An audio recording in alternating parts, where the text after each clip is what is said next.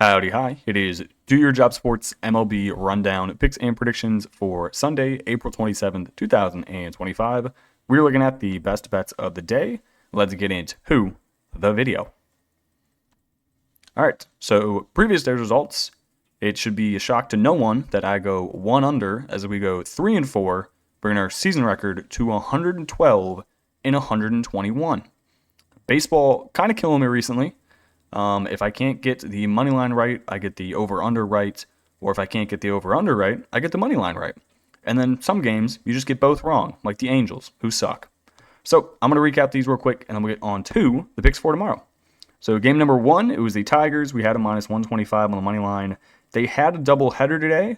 No matter what game you took, whether it was the one with Charlie Morton as a starting pitcher, or who did the Orioles trot out there in game 1? Well, let me double check to see who they trotted out in game 1. They put out Brandon Young, who went 4 2/3, gave up 4 hits, 3 earned runs, struck out 6, and walked 5. So it didn't matter which game you took. If you took him on the shmoney line, you won some shmoney. Then we had the under 7.5 runs. That was in the Rangers and the Giants game. 2-3 final score, despite there being 19 hits. 19 hits, only 5 runs. So we got lucky that we hit the under. I was hoping to hit Texas on the money line, but we can't have nice things. What if I told you Jock Peterson had a pinch hit and he struck out, to the surprise of what should be no one? Jock Peterson is now hitting .075 on the season. He sucks ass. We had the Phillies minus 110 on the money line. They absolutely clobbered the Cubs. Final score 10-4. This one started off 3 scoreless innings, and the Phillies just came out and scored 6. You had a Kepler single, a Bohm single, a Rojas sac fly, a Stott single, and then a Bryce Harper double. So everybody in the lineup said, I'm tired of this thing where we don't score runs. We're going to score a ton.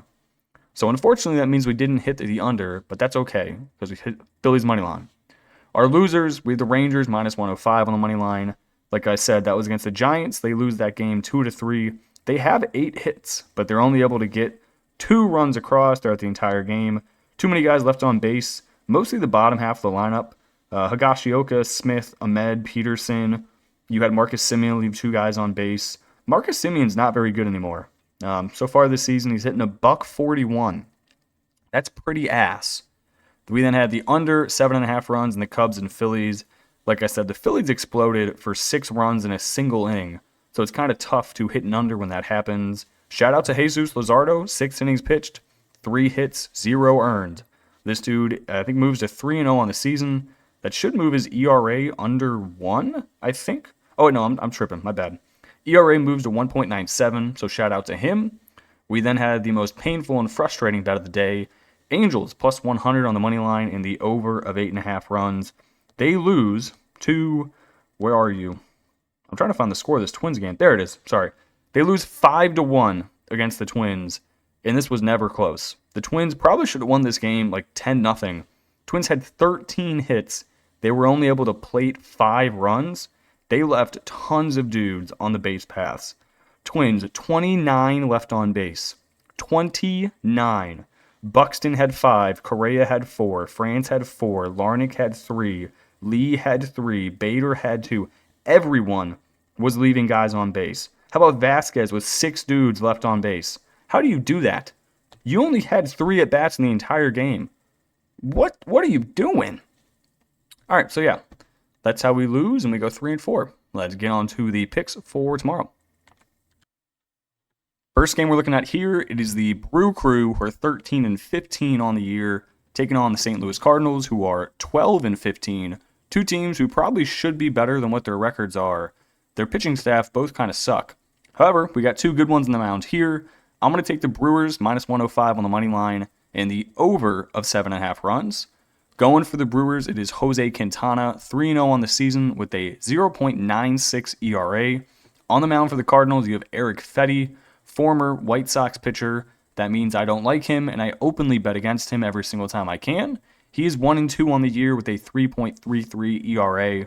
So far in this series between the Brewers and the Cardinals have won both games. They beat the Brewers 3-2 in Game 1, and then they had a walk-off in the bottom of the 9th, winning 6-5 in Game 2.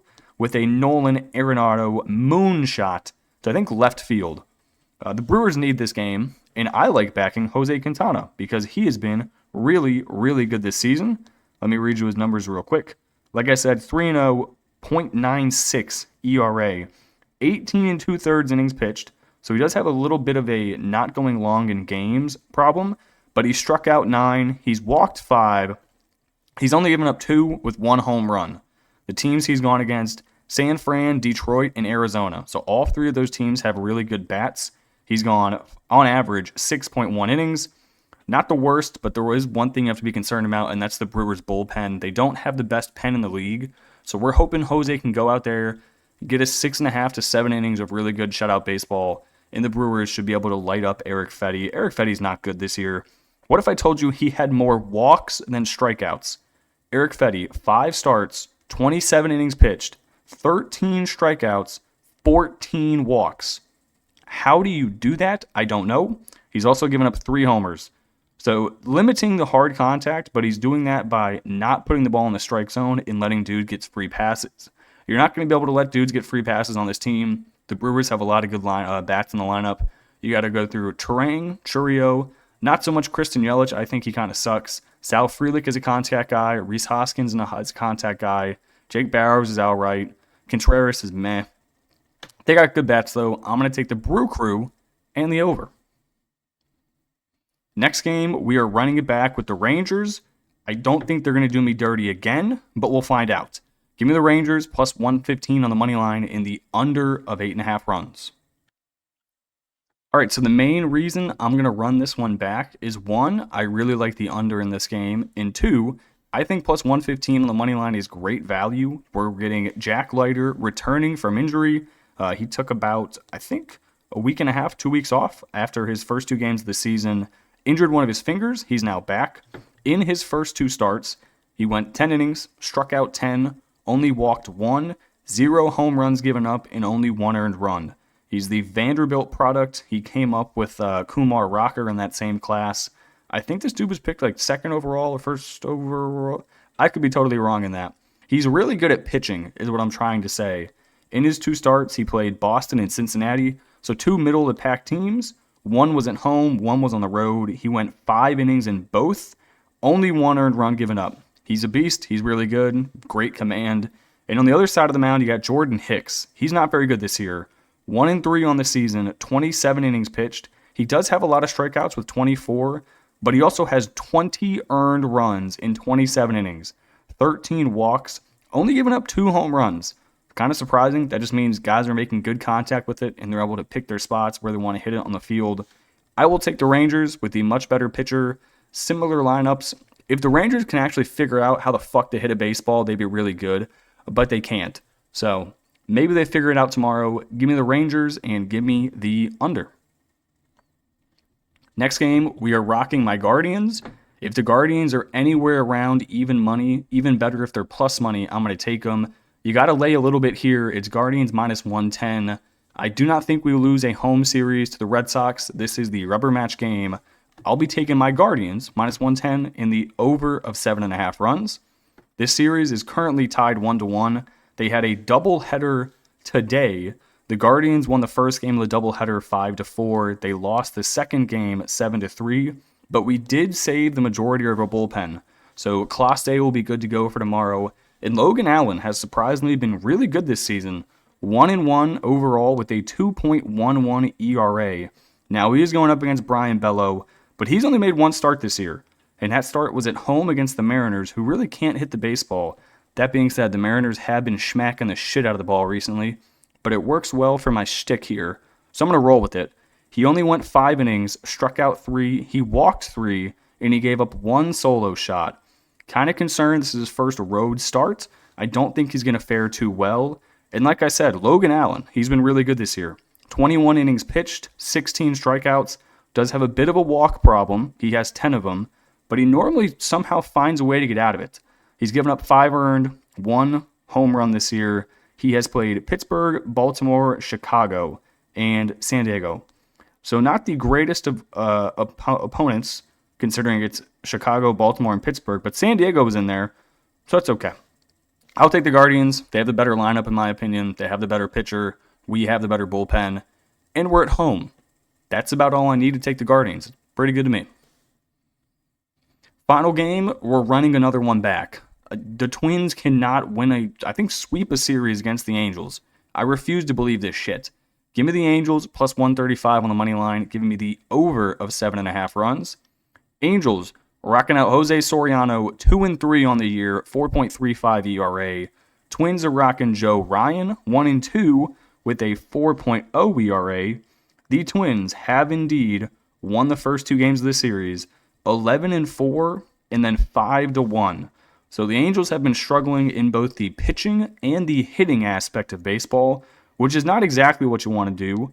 Now, that being said, Jose Soriano, coming off of a rough start at home against Pittsburgh, surprisingly, he's pitched better on the road this year than he has at home. Versus Pittsburgh, he gave up 5 runs. Versus Cleveland, he gave up 5 runs. On the road at Tampa Bay, he went 7 2/3, only gave up 1 run. On the road at Texas, he went 5 2/3, only gave up 3. Those are decent numbers on the road. I think he can do a similar thing here against the Twins. The Twins did score 11 runs in the first game of the series, but their bats are not that good. Look up and down the lineup. They got a bunch of dudes who have big names but can't hit this year. Byron Buxton, not even hitting 230. Carlos Correa hitting a $167. Ty France, the Mariners guy, he can't hit a baseball. I don't like Harrison Bader. The rest of the team's okay. I do kind of like Trevor Larnach. I like that man. Angels, you have the black hole in the lineup that is currently Mike Trout hitting 3 at a $172. I don't know when he's going to turn his season around, but it better come soon because this is not the Mike Trout I know and love. Ohapi, bottom of the lineup, hitting 282 is solid. I don't know why the fuck they keep on giving Tim Anderson a chance. Again, ever since Jose Ramirez sat him on his ass, he's not been the same at baseball, so I don't know what the fuck they're doing there. Zach Neto's good. Jorge Soler is good. Just score like 6 runs and you win this game. The Twins aren't going to do shit. The Twins can't sweep a series. They didn't even sweep the White Sox. Give me the Angels plus 135. Give me the over 7.5 runs. Angels win this 6-4. Bada bing, bada boom. Okay, that is going to do it for me in this video. Hopefully, I can make money betting the MLB one day since it's just been taking shit out of my back pocket for way too long. Okay, I appreciate you guys watching and tuning in, and I will catch you in the next one. Peace.